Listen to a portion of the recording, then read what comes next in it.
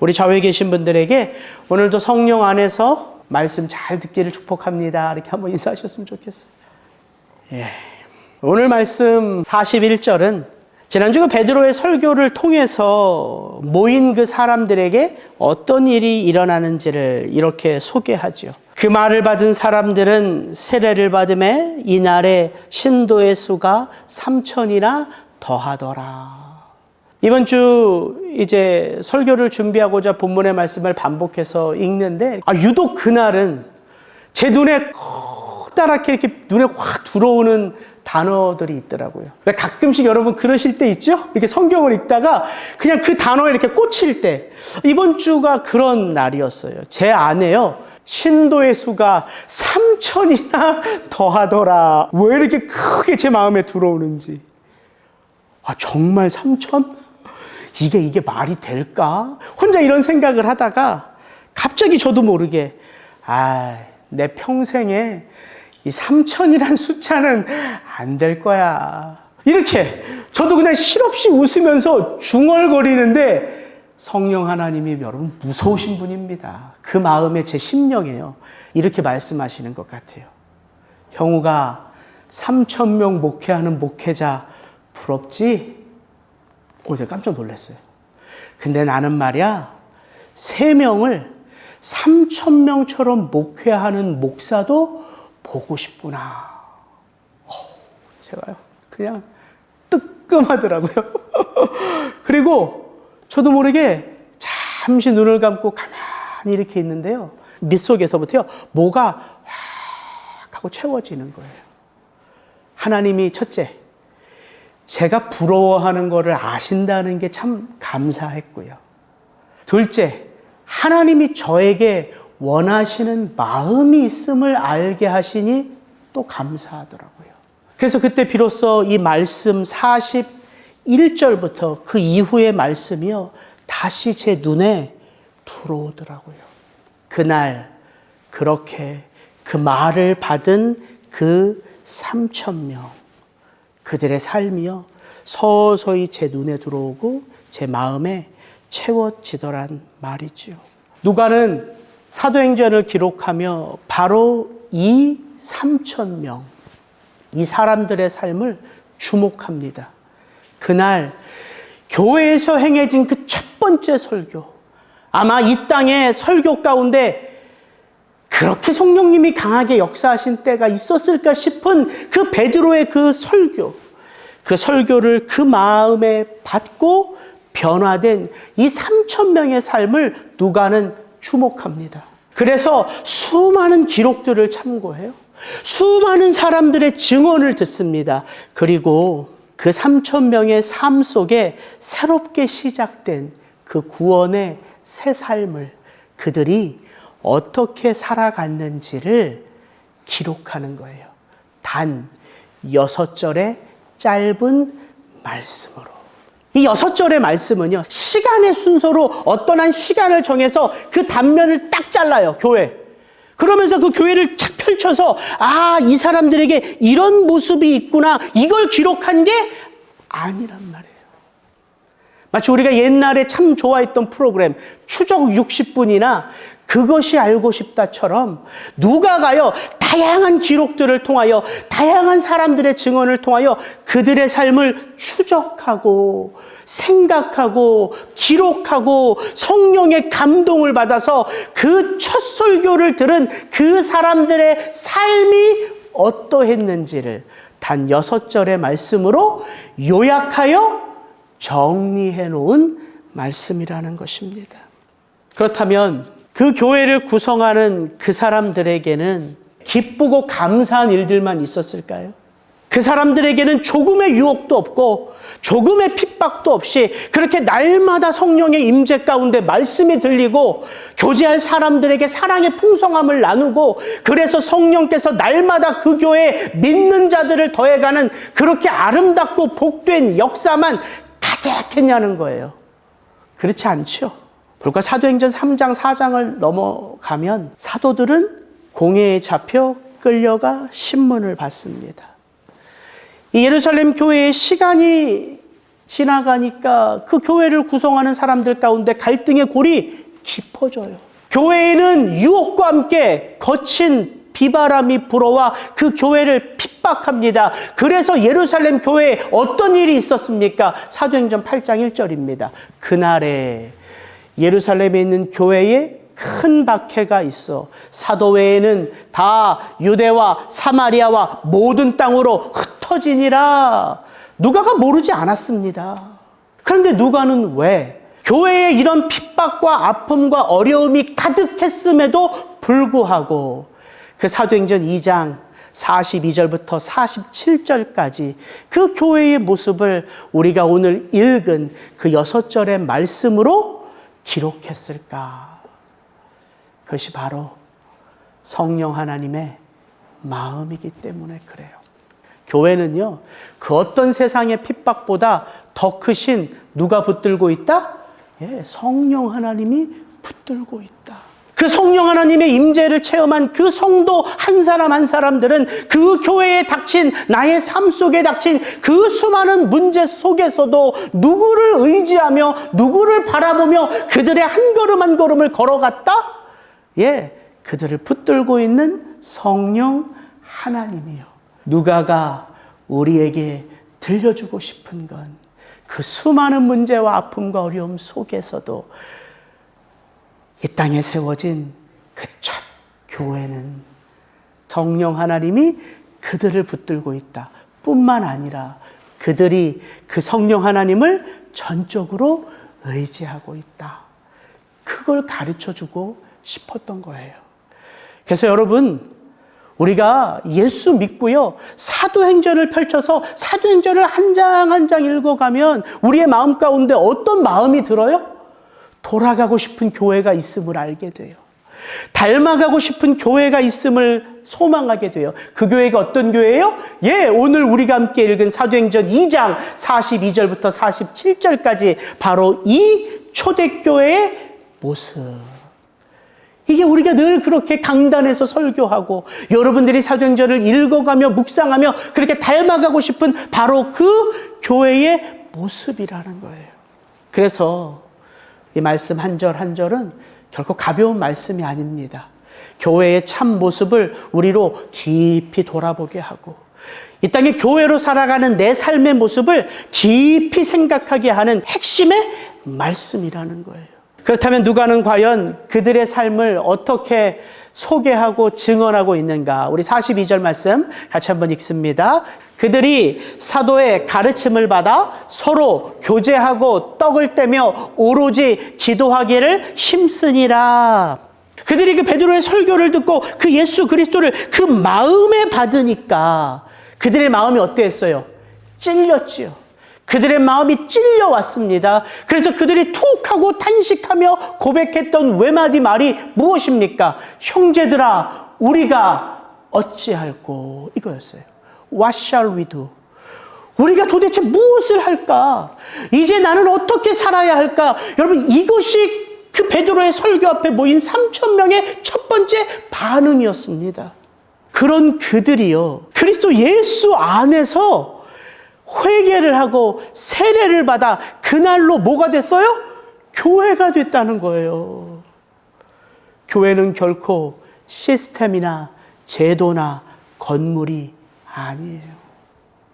교회는 바로 그들 한 사람 한 사람이에요. 그리스도 예수를 그 마음의 심령에 받아서 그들이 어떻게 변화되어져 갔는지가, 교회가 어떻게 세워져 갔느냐, 바로 이거란 말입니다. 하나님의 관심이 바로 그들이기 때문이에요. 그런 의미에서 베드로의 이 고백, 그들이 사도의 가르침을 받아 서로 교제하고 떡을 떼며 오로지 기도하기를 힘쓰니라. 이게 너무나 멋진 증언이고 위대한 증언이에요. 근데 이 말씀을요, 한글로 계속해서 여러분 읽어보세요. 강조점이 어디에 있는 것 같으세요? 오로지 기도하기를 힘쓰니라. 그래서 저는 참 은혜를 받고요, 이렇게 묵상을 했어요. 그래, 우리 신앙의 핵심은 말씀과 기도지. 야, 누가가 이 교회의 모습을 요약하는데 사도의 가르침, 말씀으로부터 시작하여 교제를 지나 무엇으로 완성된다? 오로지 기도하는 기도로 완성된다. 저 혼자 묵상하고 참 은혜를 받았어요. 근데 뭔가 이상해요. 그래서 영어 성경을 한번 읽어봤죠? 근데 영어 성경을 읽으니까 다가오는 뉘앙스가 완전히 다르더라고요. They devoted themselves to the apostles' teaching and to the fellowship, to the breaking of bread and to prayer. 이게 NIV, ESV 버전입니다. 킹 제임스 버전이에요. And they continued steadfastly in the apostles' doctrine and fellowship and in breaking of bread and in prayers. 강조점이요. 기도에 있는 게 아니에요. 영어 성경을 보니까 강조점은 어떻게 알 수 있냐면 그들이 누구인지를 묵상하면 강조의 포인트를 알 수 있어요. 여러분 잘 생각해 보세요. 그들이 어떤 사람이었다고요? 그 베드로의 설교를 통하여 갑자기 그들의 마음 심령에요. 두려움이 밀물처럼 물려와요. 두려움이 오니까 정신이 없어요. 내가 어떻게 해야 살지? 이제 내가 무엇을 해야 되지? 바로 그런 사람들이었어요.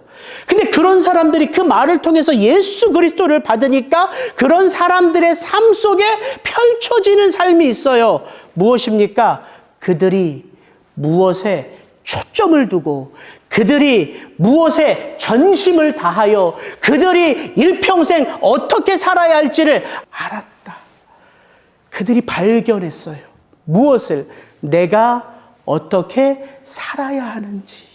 이 42절의 이 표현은요, 기도의 강조점이 있는 게 아니라 그 모든 삶, 이런 사람들이 이렇게 변화되었습니다. 여기에 강조점이 있는 거예요. 그래서 그 전체에 강조점이 있는 거죠. 그들이 사도의 가르침을 받기에 전심으로, 그들이 그 말씀의 가르침을 받아 교제하는데 온 마음을 쏟아, 그렇게 교제하는 그들이 서로의 기도 제목을 향하여 마음을 다하여 일평생 그것에 헌신했다. 여기에 포인트가 있는 거예요. 누가는 이 42절 이 한 절을 통해서 단지 말씀, 기도, 교제 이런 하나하나의 어떤 강조점을 두고 있는 게 아니라 그 사람들, 예수 그리스도를 내 삶의 구주로 영접한 그 사람들의 삶이 어떻게 구체적으로 그들 안에 펼쳐졌는지를 우리에게 증언하고 있는 거예요. 그래서 저는 이 표현이 너무 좋더라고요. They devoted themselves to the. They continued steadfastly in the. 뒤에 오는 것들보다 그들의 그 마음의 자세와 태도를 말해주는 것 같아서 이게 제 마음에 깊이 다가오더라고요. 묻습니다. 요즘 여러분의 마음은 도대체 무엇으로 가득 채워져 있어요? 요즘 여러분이 제일 여러분의 헌 마음과 정성과 힘을 다하여 쏟아내고 있는 삶은 도대체 무엇입니까? 여러분 한번 돌아보세요.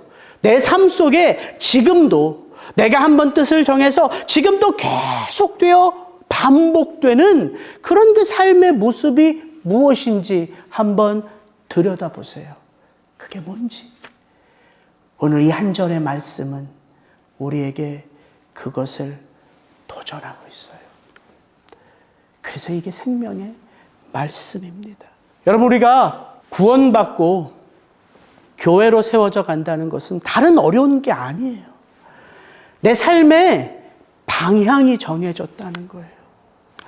내가 도대체 무엇에 힘을 써야 하는지, 무엇에 초점을 맞추며 날마다 무엇을 생각하며 살아가야 하는지를 발견했다는 거예요. 그들이 사도의 가르침을 위하여 그 발 앞에 엎드렸고 그 하나님의 말씀이 그들 안에 들어오니까 그들이 내가 만나는 관계를 어떻게 대해야 되는지를 알게 되었고 그래서 그 만남을 소중하게 여기게 되었으며 그들이 그런 만남을 지속하다 보니까 그 만남 속의 모든 것들이 사실 기도의 제목인 것을 알아 그렇게 성령 하나님 앞에 오로지 기도에 힘쓰는 삶을 살아가게 되었다는 거예요. 여러분, 하나님이 내게 원하시는 게 무엇인지를 아는데 한눈 팔 여유가 있으세요? 하나님이 지금도 나의 삶을 이렇게 꽉 붙들고 계심을 날마다 말씀해 주시는데 여전히 불안해하고 염려하고 계세요?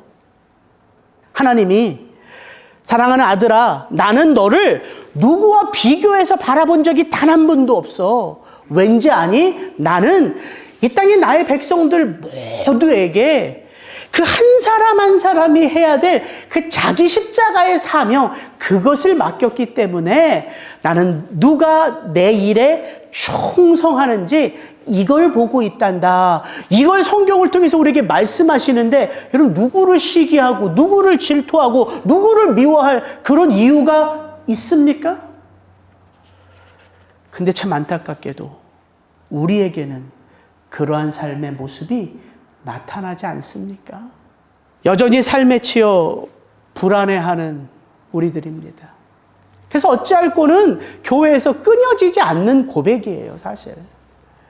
조금만 고개를 돌려보면요, 비교의 대상이 너무 많아요. 그러면서 마음 깊이 스물스물 올라오는 그 시기와 질투의 그 미움이요, 어느덧 마음을 꽉 채우면요, 진짜 아무것도 하기 싫어요.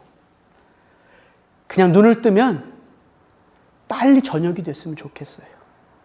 그런 일들이 우리의 삶 속에 가득합니다.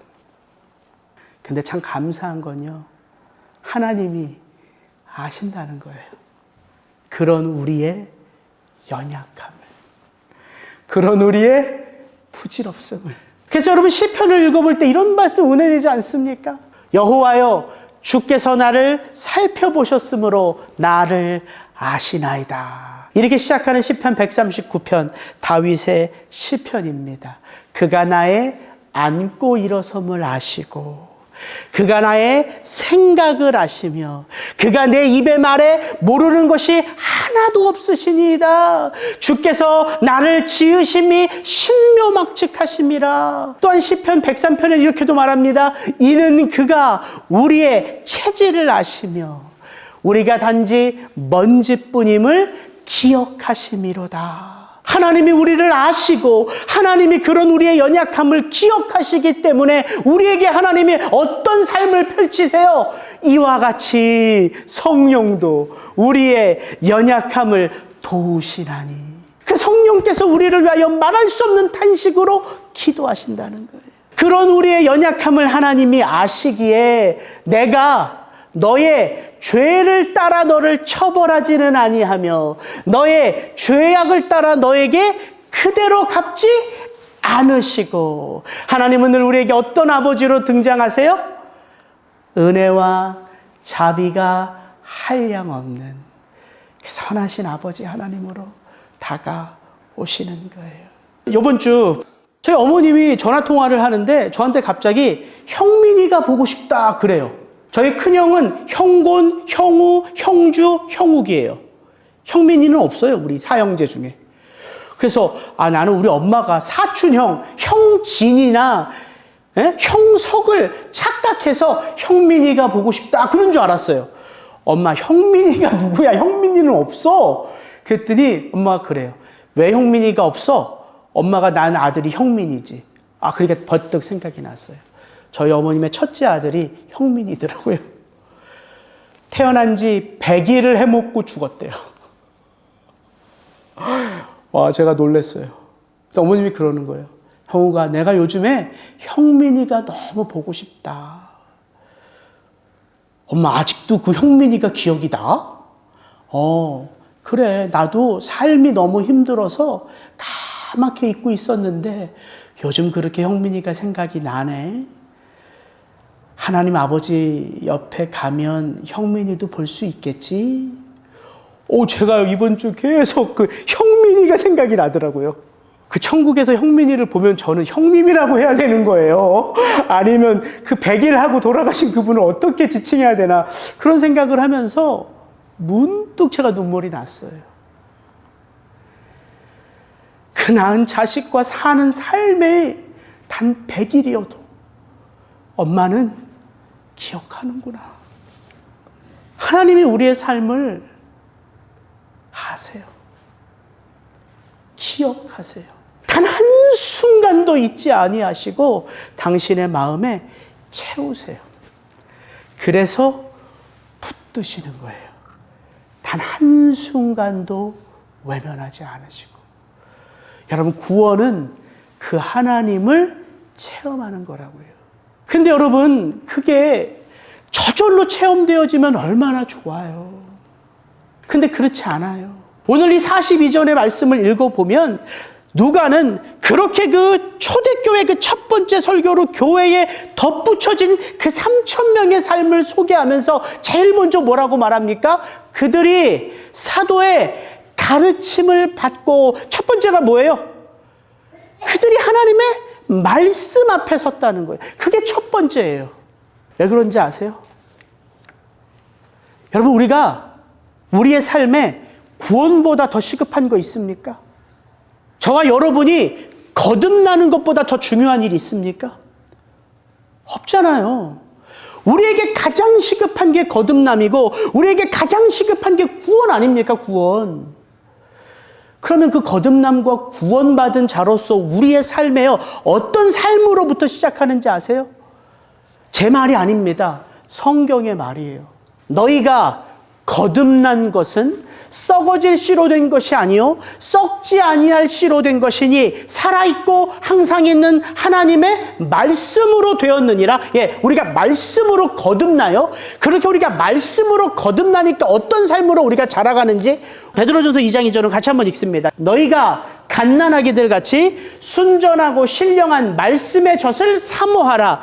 이는 그로 말미암아 너희로 구원에 이르도록 자라게 하려 함이라. 이게 거듭남이에요. 우리가 무엇으로 거듭났다고요? 항상 있는 하나님의 씨, 말씀으로 거듭났어요.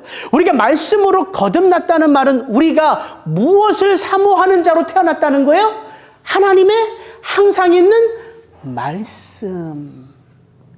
이게 포인트예요.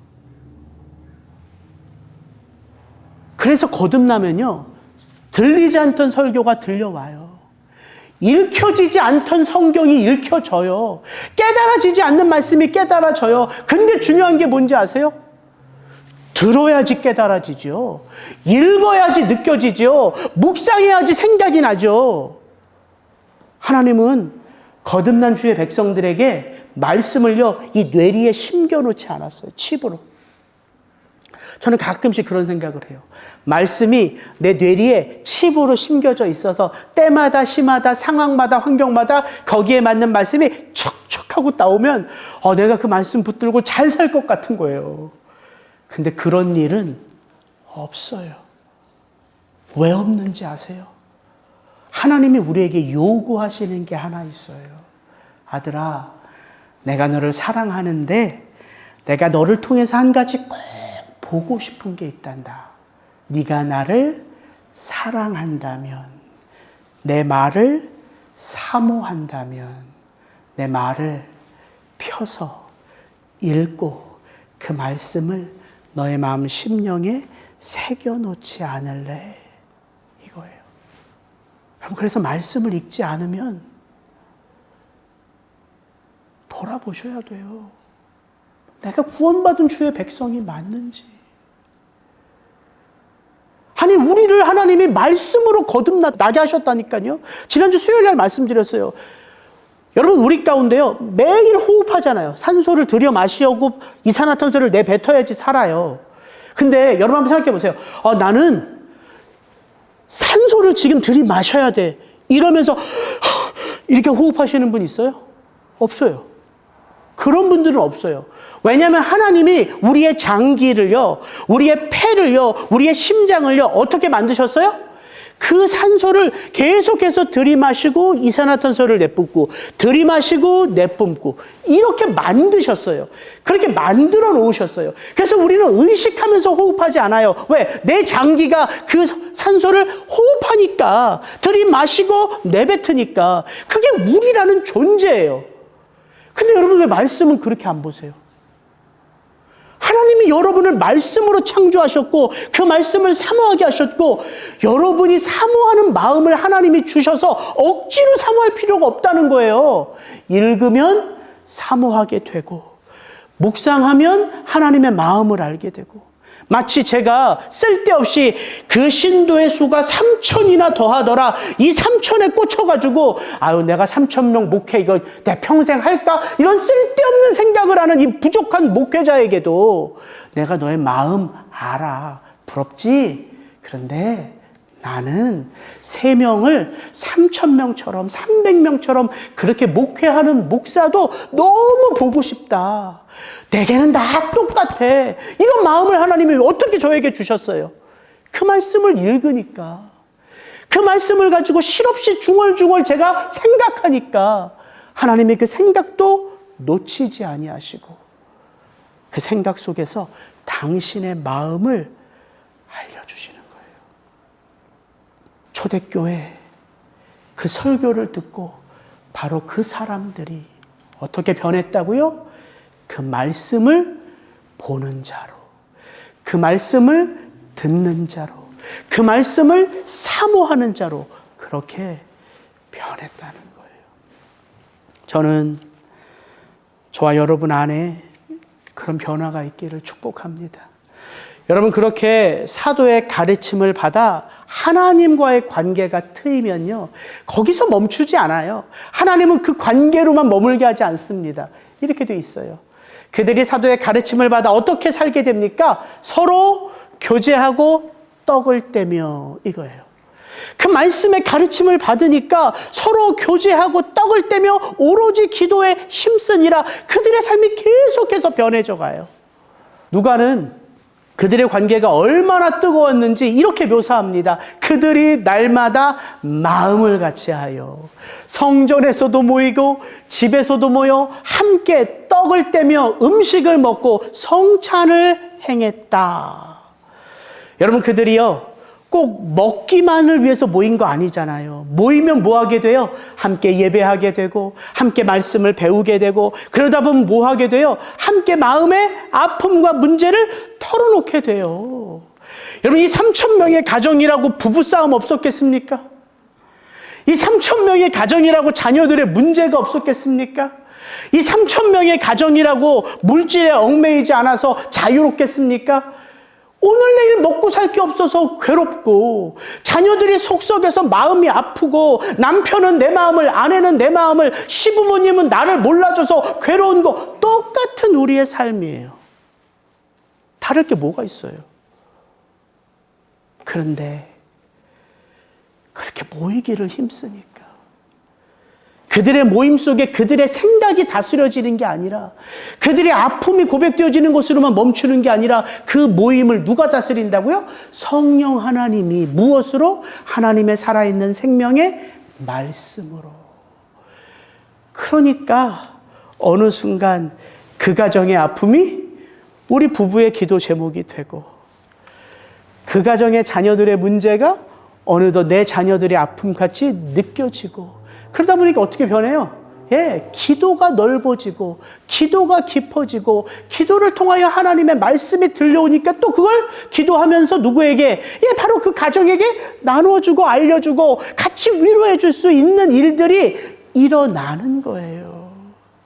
그러다 보니까 어떻게 된다고요? 이제는 내 것 구분 없이 내 것을 팔아 당신의 필요를 위하여 나눌 수 있는 게 되는 거예요. 여러분 믿는 사람이 다 함께 있어 모든 물건을 서로 통용하고 또 재산과 소유를 팔아 각 사람의 필요를 따라 나눠주며 요 한 말씀만 보면 이게 어떻게 가능해? 이렇게 우리가 반응할 수밖에 없잖아요. 무슨 공산주의도 아니고 그러잖아요. 그러나 이 삶은요 교회에만 주어진 특별한 삶이 아니더라고요. 하나님의 변치 않는 마음이에요, 마음. 이게 그냥 떠오르더라고요. 너희 땅에 곡물을 벨 때 밥 모퉁이까지 다 베지 말며 떨어진 것을 줍지 말고 그것을 가난한 자와 거눌민을 위하여 남겨두라. 나는 너희의 하나님 여호와니라. 너는 포도원의 열매를 다 따지 말며 너의 포도원에 떨어진 열매도 줍지 말고 가난한 사람과 타국인을 위하여 버려두라. 나는 너희 하나님 여호와니라. 곤궁하고 비난한 품꾸는 너희 형제든지 내 땅 성문 안에 우거하는 객이든지 그를 학대하지 말며 그 품삯을 당일에 주고 해질 후까지 미루지 말라. 이는 그가 가난함으로 품삯을 간절히 바람이라. 나는 너희의 하나님 여호와니라. 하나님의 마음이 이 마음이라고요. 그들의 필요, 그들의 연약함, 그들의 아픔을 나눌 수 있는 자로 살아가는 것이 하나님의 말씀 안에서 하나님의 백성으로 살아가는 거예요. 근데 왜 이게 안 될까요? 그 하나님의 말씀을 그렇게 소중하게 여기지 않아요. 왜? 그 사람들의 문제보다 내 문제가 더 커요. 항상 이게 우리의 문제예요. 근데 그럼에도 불구하고 하나님은 또다시 말씀으로 우리에게 도전하십니다. 그래서 두 번째 포인트. 이건 짧게 하고 마칠게요. 오늘 본문의 말씀을 전체적으로 보면 구원받은 자의 삶 속에 나타나야 할 모습이 뭐냐면 바로 삶의 균형과 밸런스예요. 누가는 이것을 우리에게 정확하게 볼 수 있도록 이 42절부터 47절을 구성하고 있어요. 제가 만들었는데 만들고 나서 왜 이렇게 흐뭇한지. 우리의 삶은요 마치 바퀴와 같아요. 바퀴. 여러분 자동차 바퀴가요 그 중심 축이 있고 휠에 전체가 전부 다 균형 있게 밸런스를 맞아야지만 잘 굴러가지요. 근데 만약 어디 하나 기도가, 섬김이, 배움이, 사랑이, 정의가 어디 하나가 문제가 생기면 바퀴가 제대로 굴러갈까요? 굴러가지 않을까요? 굴러가지 않아요.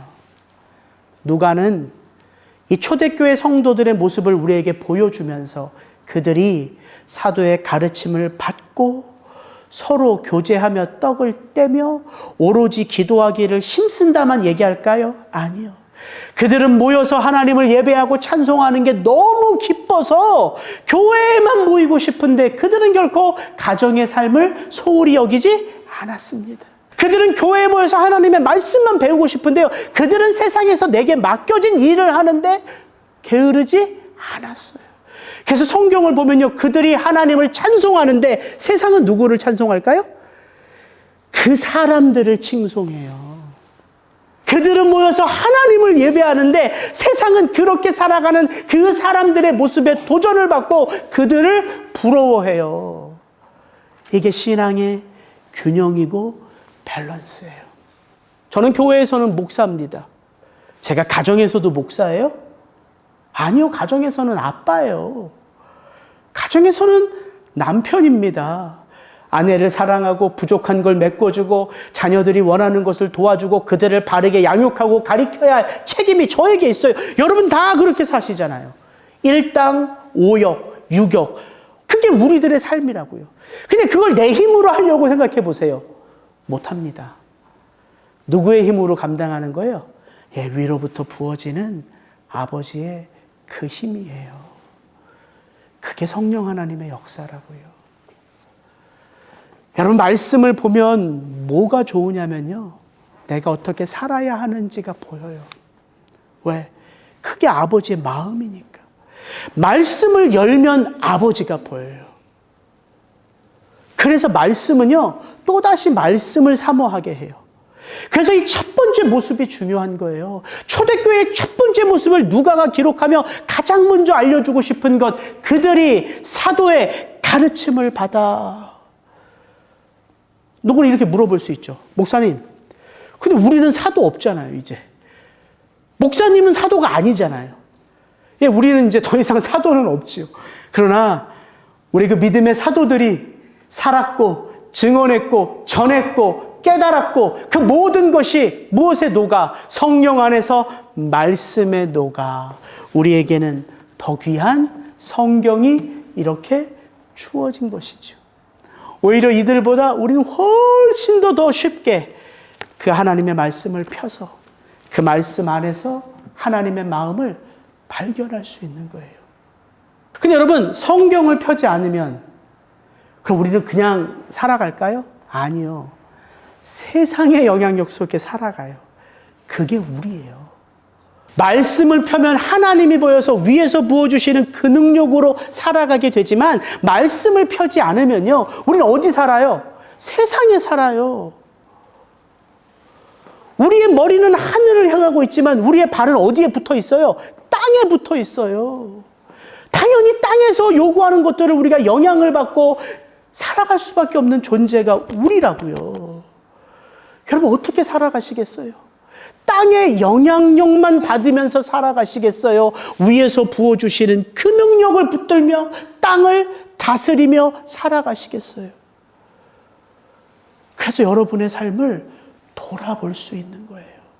지금 내 삶 속에 혹시 밸런스를 잃어버린 부분은 없는가? 자, 몇 개를 적어봤어요. 배움, 가르침, 말씀, 기도, 예배, 일, 섬김을 받는 것과 섬기는 것, 하나님의 나라를 위한 헌금과 나를 위한 물질, 전도, 교제, 사랑, 공의, 감사, 간구, 가정, 직장, 남편, 아내, 부모, 형제, 자녀, 친구, 이것 말고요, 수도 없이 많아요. 여러분이 말씀을 읽기 시작하면 내 삶의 밸런스가 무엇에 놓쳐 있는지를 누가 알려줘요? 하나님이 알려줘요. 말씀이 그렇게 우리의 삶을 하나님의 몸된 교회로 아름답게 빚어서 잘 굴러가도록 그렇게 하나님이 역사하신다는 사실입니다. 이번 주 이제 사도행전 2장 42절부터 47절이 생각보다 더 중요한 말씀인 거는 느끼셨죠? 그러니까 이제 그냥 한 절 한 절 읽어도 그냥 눈으로만 보지 않고 생각하며 읽으실 수 있겠죠? 그렇게 한번 읽어보세요. 그럼 다음 주에 한 번 더 이 말씀 속에서 내가 구원받아 교회로 빚어져 가는 삶이 무엇인지 한 주 더 나누고 그렇게 보내겠습니다. 같이 기도하겠습니다.